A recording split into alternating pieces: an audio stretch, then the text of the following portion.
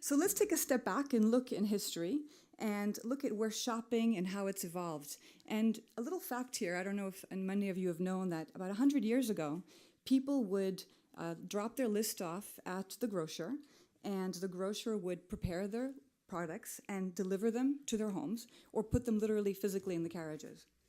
Or people would order from catalogs, and they would pick them up at the railroad stations or at the docks if they were living near a port. And it was about service. It was about having your products delivered where you wanted them, so in your carriage or in your home or at the shipping docks. And then 1920s, there was liberation for the women. Grocery stores were created, and now people could go into the store, pick the products up off the shelves, and take them home with them. So that was the big revolution. And what we saw in the mid-1990s with Amazon when they launched their first store, suddenly now we were able to order our products and have them delivered to our homes like we were able to do 100 years ago. So I think it's quite interesting to see that, we've come full circle in 100 years, and what's changed is the technology, which is the enabler allowing us to do it differently, but it's really a notion of service and a notion of pleasing the consumer. So that was just a little memory moment. So I'm going to talk about three trends, or let's say three focus points for 2014 and beyond. The first one is beacons. So I don't know how many of you have heard about beacons, and they're pretty much in the press for the past 6 months. 5 people. 5 people? Okay. 6. So maybe a little more, but some of you are shy. So they've been in the press for the past about 6 months, and we've been hearing more and more about them. So what is a beacon? A beacon is a transmitter. It's smaller than the size of my hand. It is attached anywhere inside a room, and it transmits Bluetooth.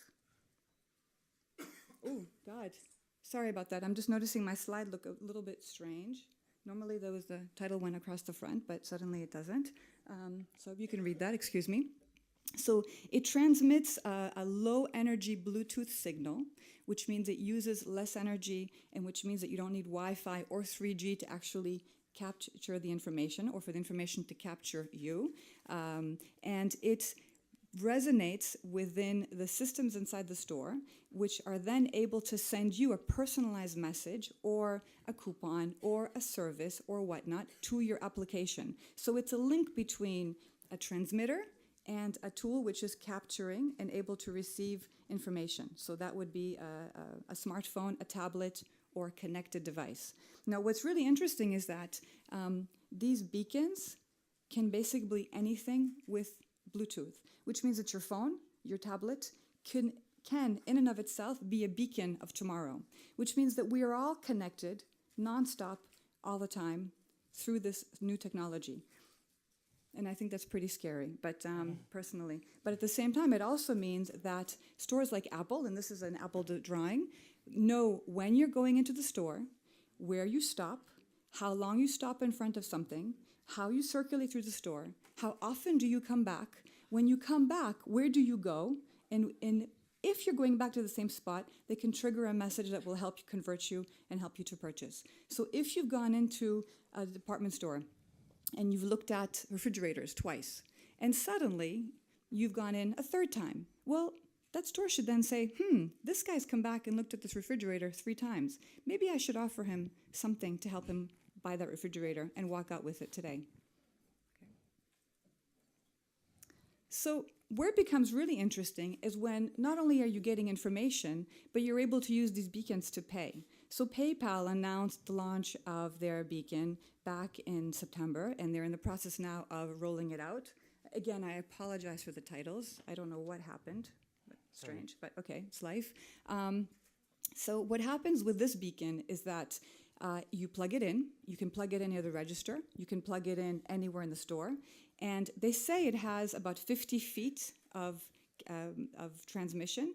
So it recognizes someone who has the PayPal app on their phone as a customer who's opted in, and you can pay hands off. So, example, you're in the restaurant. You're ready to leave. You don't have to call the waiter anymore. You don't need your check. The restaurant knows you. It's a place you go to all the time for lunch.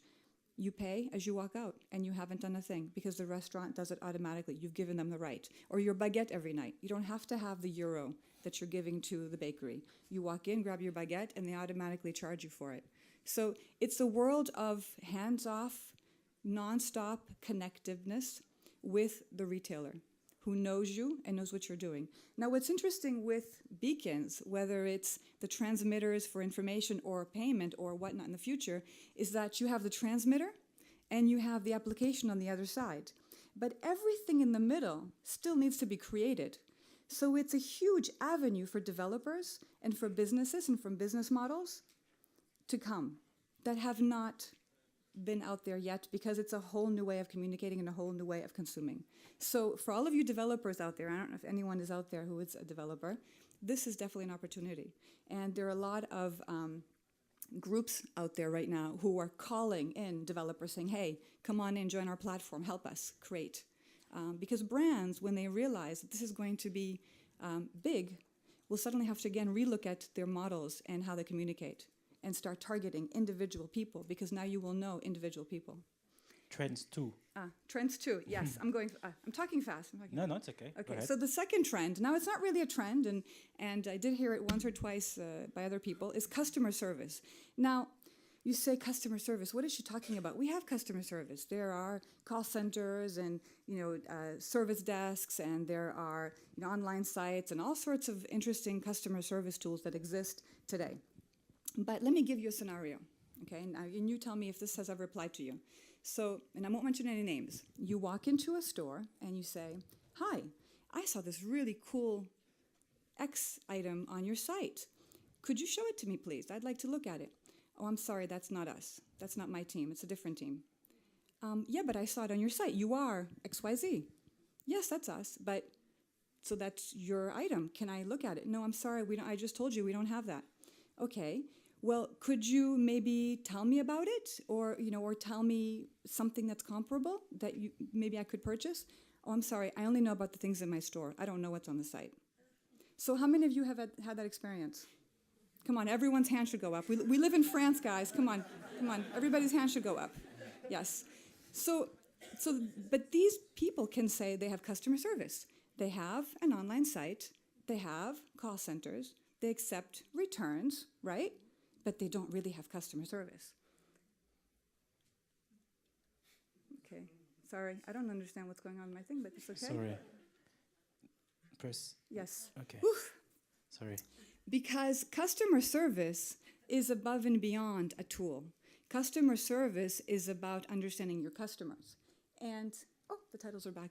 And that's what's missing very often when people talk about customer service, is they talk about the tool. So if we look at this list, and I promise not to go over the list, companies might have some of these. They might have others, and the list can go on and on depending on if you're B2B, you're B2C, B2B2C, or whatnot. But they very often will focus on the tool. They will focus on implementing one of these elements or three of these elements, but they forget the notion of the customer in the middle of it. And at the end of the day, whatever tool you're using, if you know your customer and you service your customer, the tool is interchangeable. It doesn't matter whether you're using a connected item or a new phone or a tablet or blinking shoes or funny lights. It doesn't matter, because you're servicing your customer and you can interchange one for the other. Okay. Go. Yes. There it is. So when you look at, this is an infographic, and it's much longer, and you can check it out on the web. It's from the National Business Research Institute in the US.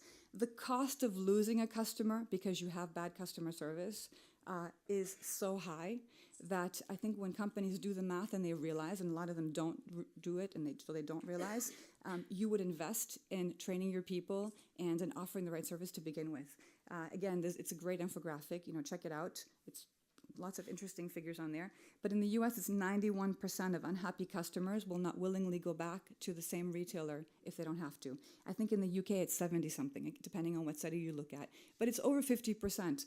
So in today's reality, in today's complicated retail environment where pure players are taking over, some people think, and where it's costing more and more money to be competitive, can you stand to risk losing one of your customers? And even a 30% chance of losing a customer means that you're losing more than one customer. Can you stand to take that risk? So is it a trend for tomorrow? I mean, it should have been a trend from 20 years ago or 30 years ago. But it's a trend for sure for tomorrow as we have more and more tools, and we need to integrate these tools, and we need to relook at the way we're servicing our customers. So if we look at beacons, great, fantastic. Some of you are going to say, wow, awesome, I heard about this cool tool, and I think we need to integrate them right away. Well, how can you integrate a beacon and the services that go with a beacon when your salespeople in the stores, instead of talking to 50 customers coming in that have all seen the same message, will now have 5 customers who each have individual messages they got? How will you manage that if your customer service isn't at the level it should be? Complicated, right? Yeah. So, third one, logical, right? So you've got beacons and all sorts of fun tools and connected items. You've got awesome customer service. Yes, no. Well, I think we need to relook at organization. And the gentleman from Accenture talked about management. I don't necessarily agree with his charts, and I did manage a digital entity for a big corporation, and I don't necessarily agree with his silos. But anyways, the question is, do we break down the silos or don't we? Because if you want to have an organization, whether it's digital in corporate or digital centralized or digital integrated in each individual silo, whatever, you need to relook at the customer first, whatever it is your organization is, and have your focus be on customer demand versus management. And today, companies are based on management and the way management wants to have information versus on satisfying the customer. So the minute you start putting your business ahead of your power plays, then I think the transformation can happen. And, because at the end of the day, you're selling the same product to the same customer. And the fact that it's marketing who's created something, and sales have created something, and R&D has done something else, and you've all lived this, and now I've lived this many, many times, the person buying at the end is still Mrs. Smith, and she's still walking into a store, and she's still paying with her phone or her cash or her check or her union card, whatever it is, but she's still going home and putting on her lipstick that she bought at Mariano. So you need to keep remember that as a company, and understand that focus on customers first, and why is it doing that? Go ahead. I'm Go ahead. lost. Sorry. Yeah, I've lost part of the thing. It said, don't let the tools get in the way of managing your business and your customers, because that's what it is. So don't let the tools get in the way. So we've seen lots of tools, and I could have shown you, and I'm very comfortable talking about digital tools and digital strategies and integration, and I could have presented 50 million gadgets, but at the end of the day, it's just 50 million more, and the tools which existed 2 years ago maybe won't be around tomorrow, and if PayPal Beacon is awesome, then NFC is dead. So do I really care about NFC? Do I really care about PayPal Beacon? No, but I care about my customer. So thank you very much. John. Thank you very much. We're very happy to have you here this morning. Thank you for letting me speak in English. Yeah, no problem. Get the mic, please. Je peux répondre en français aux questions, ça va? Oui, pas de problème, on va reparler français. Ça fait pas mal d'années, tu es une Américaine qui survit comme ça à Paris depuis pas mal de temps. Oui, survie, oui. Yeah, c'est un peu, voilà. No, I'm joking. Ok. En gros, par rapport à ces trois grandes tendances et par rapport à la mentalité française que tu pratiques, qu'est-ce que tu penses qui peut vraiment démarrer? Parce que c'est une vraie transformation et c'est vrai que Beacon, on en entend beaucoup parler. Le mettre en place en France, dans les contextes qu'on connaît, c'est pas forcément évident. Est-ce que tu as déjà bossé sur ces problématiques-là? Comment tu penses que ça peut arriver ici? Moi, je pense que maintenant, je vais essayer d'être politiquement correcte. Hein, c'est pas du tout mais ça c'est mon opinion toujours vu de ma vie. C'est que je pense que la difficulté en France pour implémenter les outils, que ce soit des beacons ou autres, c'est qu'il y en a une grande notion de moi-je.